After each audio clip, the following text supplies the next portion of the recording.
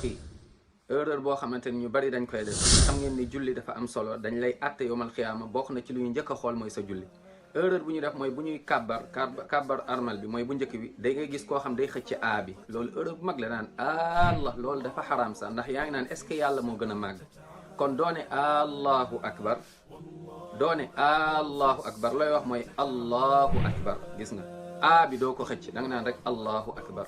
ba léegi ci tàmbali julli bi, ndax dañ ciy demee ndànk-ndànk incha allah, da ngay gis tamit dañuy xëcc baa bi ñu bari, loolu erreur bu mag la tamit, mooy dañ naan allahu akbar, da ngay gis da naan allahu akbar.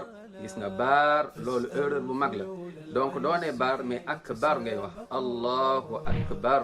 gis nga bar mais nekkul baar, loolu erreur bu mag la. na nga ko moytu incha allah taala. yal na yàlla nangul ñu suñu jullit ak suñu jàmm.